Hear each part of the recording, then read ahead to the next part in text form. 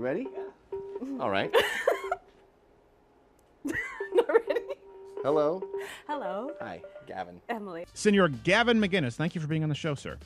Hello! It seems like feminism has said, women, you're freed from the kitchen, and then it took them out of the frying pan into the fire, and they're just sitting in a filthy apartment, eating takeout food, getting used and abused by men. I've always said New York City is an elephant's graveyard for ovaries because women come here thinking it's empowered to get fucked by tons of guys and then thrown in the trash. That's the thing about all this feminism. Story. Men win. With free love and bra burning, we got tons of sex and jiggly tits. Here's something you should understand about men. We have evolved over all these years to be horny 24 hours a day and be thinking of sex 24 hours a day. It's a curse when you're in your teens because you are honestly on the verge of tears begging God to let you stop beating off. It's been 6 times. Is there something I can eat to be less horny? I mean, women weren't even allowed to call it vibrators a generation ago. It was a massage tool. Now you go, there's a sex store every fucking 20 feet. You can get the Pearl Rabbit. Chicks keep them in their purses. Shit, half the time they have one in them right now. That's not true. No, but it does happen. You do get those ones that stay up there and it takes like 20 hours to get an orgasm. You just be, having your Cobb salad and going, Can't wait till they find out that she took money from Saudi Arabia and other countries that treat women horribly. Here now with reaction, author of The Death of Cool, Gavin McInnes, Fox News contributor. Tamara is back. There's a part of me that says, oh, I love Hillary. I love Hillary. Oh, yes, we can. Obama. There's like, liberals are sort of like zombies. They repeat what they hear, and they know. Why did they say they'll vote for somebody and know nothing about the candidate? That infuriates me because they can cancel out my vote. Why do you actually believe the Washington Free Banana Peel whatever group that did this search on Hillary Clinton? It's actually true. No, it's not true. It's a far-right group that took the data and manipulated it to support their position. By the way, Obama does the same thing and pays less. Is this where you guys now get your information? Washington Free Beacon or whatever? They're the ones, anything that's reported Hillary Clinton did this, did that. There's absolutely no evidence of this, and it's just not true. It actually is true. No, it's not. Washington Free Banana Peel is not a legitimate organization. The organization. Washington Free Beacon, which is a legitimate newspaper. Yes. Look, there's different ways to look at the data, but the big picture here is women do earn less in America because they choose to. They would rather go to their daughter's piano recital than stay all night at work working on a proposal. What? So they end up earning less. They're less ambitious, and I think this is sort of God's way. This is nature's way of saying women should be at home with the kids. They're happier there. I hope that your viewers do not take you, sir, seriously. There's a great book you should read. It's called Why Men Earn More, and it's all about women choosing to put family over work, and that's why they earn less. Having a choice does not mean that you're less ambitious, and your comments are absolutely deplorable. Sean, I would like less ambitious in the workforce. I would like you to adjust it. You're a father. You have a daughter. If you were a real feminist, you would support housewives and see them as the heroes, and women who work wasting their time. You said that women are less ambitious. Women are less ambitious. You have also said that women are better suited in the home. Yes, You've that's also a fact. said that, that women are emotional and women shouldn't run for public office. All of these things that just I never said women shouldn't run for public office. Yes, you have. You've said that If we're talking about 50% of the population, generally out of this 250 million people or 150 million people, most women are happier at home. They are pretending that they like working, and they're not making money because they don't stay all night at the office. They don't go the extra mile. They don't work all weekend. You're making a mistake. You would be much happier at home with a husband and children. Oh, boy. Oh, I mean, I'm literally shaking. You just said you're single. You don't have a boyfriend. You're what? That's you're celibate? my choice. Yeah, look, you're miserable. You would be so much happier with kids around you tonight.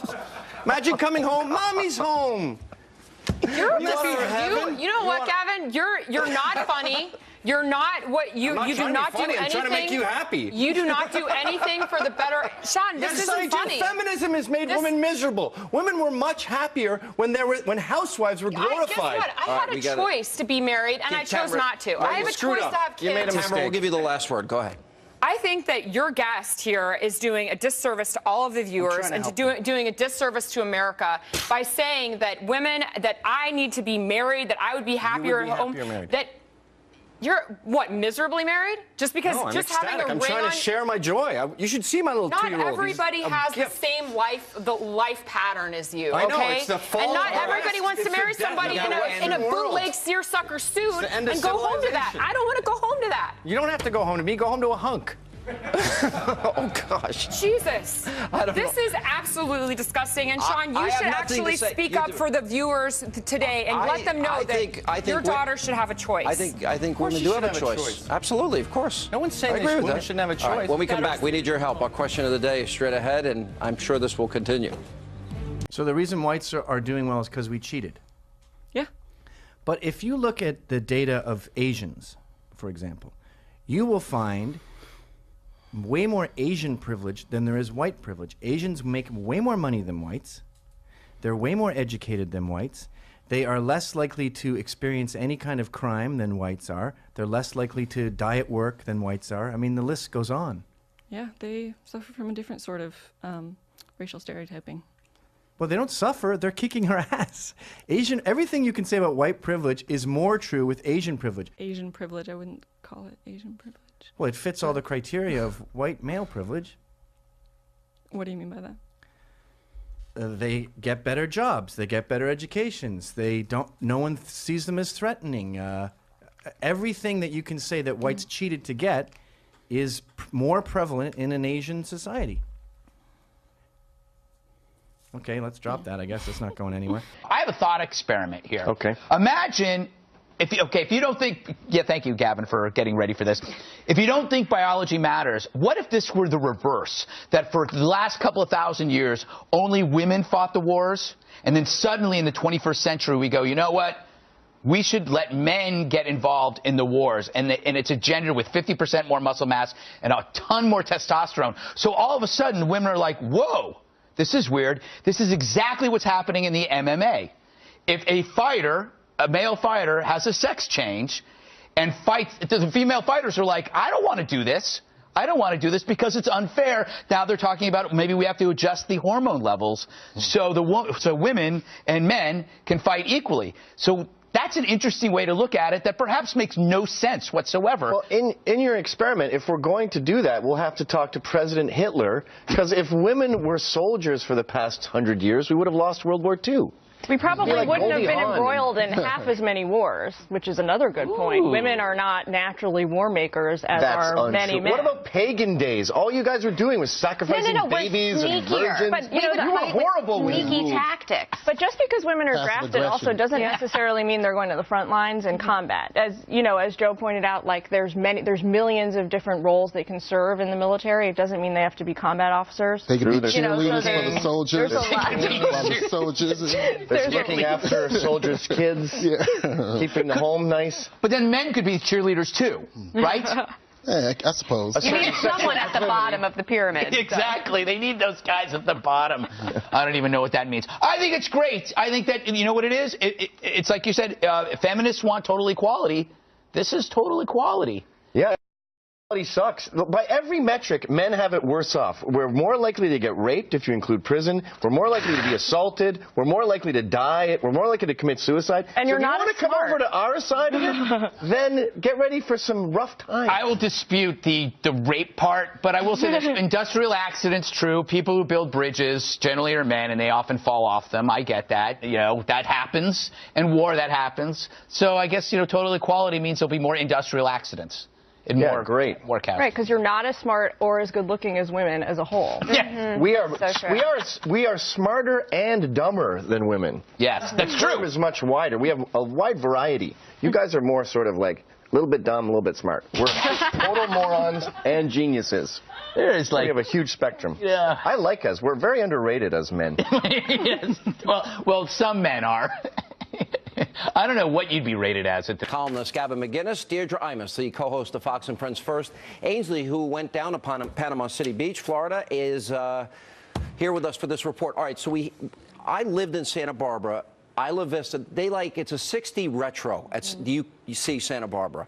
and like they celebrate the burning of the bank that took place in the 60s. Right. It's a big holiday down there. This doesn't surprise me, but this is another level of what happens during spring break. Well, this is what the sheriff down in Panama City said. This is the reason they don't go out on the beach and patrol the beaches as much, because they're scared that this will happen. He says all it takes is just a few seconds for all of these kids to have this riot and gang up against these officers. You have kids that slap and punch the officers and run away, and they don't know where these kids went. Or it could even be worse. They could pull out a weapon. Well, now one cop in particular was hurt pretty severely. There were 5 deputies that were injured. One was hit in the face with a brick. The most severe was a university police officer. He was hit in the head with a backpack that was full of large bottles of liquor and alcohol, and face gashed.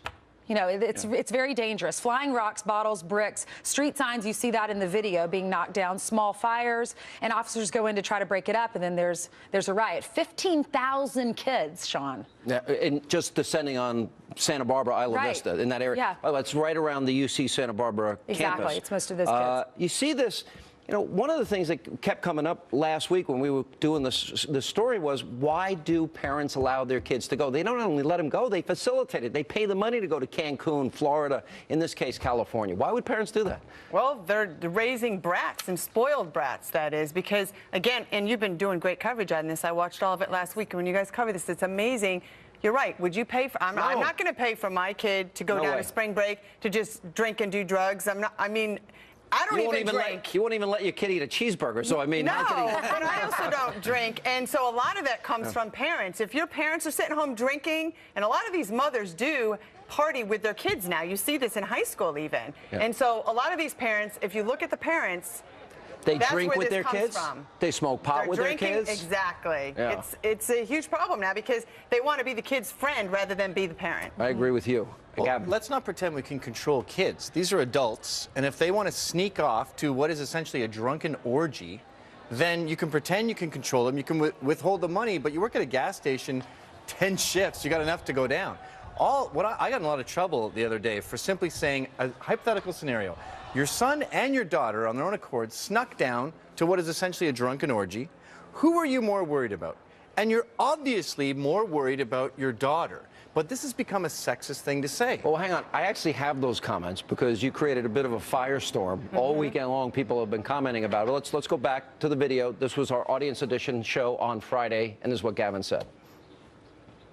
My daughter, there's no way in hell she's going there. But with my sons, I hope they have a great time. And I hope they enjoy. With women, alcohol poisoning. Oh yeah, Boys one can a wind year. up in a hospital That happens bed. everywhere. That's youth. Getting pregnant is much more harmful than having some uncomfortable sex and getting mugged.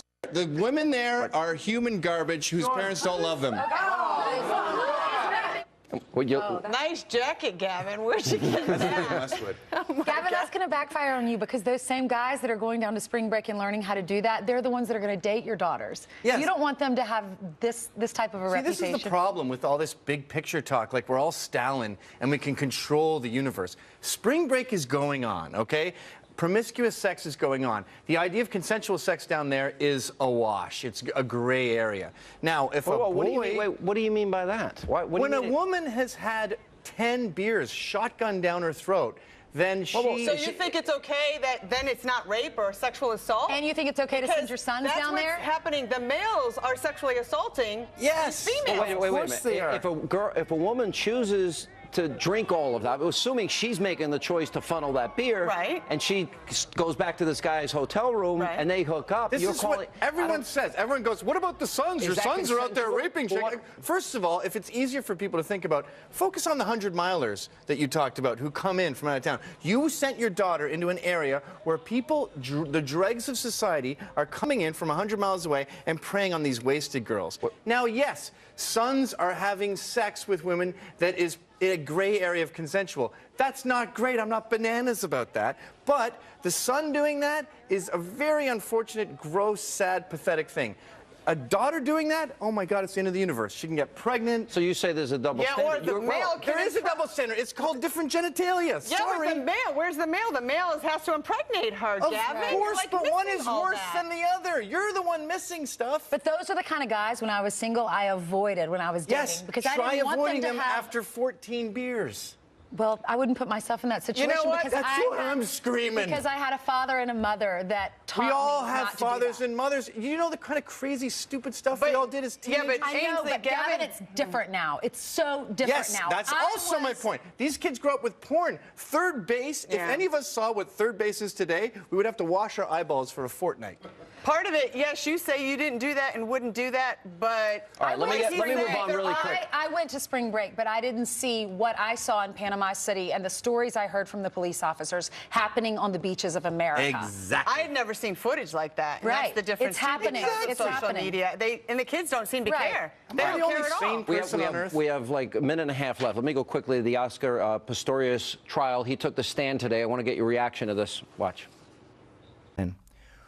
We have evolved over all these years to be horny 24 hours a day and be thinking of sex 24 hours a day.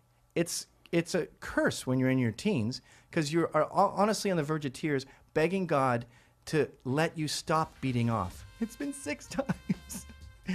Is there something I can eat to be less horny? I mean, women weren't even allowed to call it vibrators a generation ago. It was a massage tool. Now you go, there's a sex store every fucking 20 feet. You can get the Pearl Rabbit. Chicks keep them in their purses.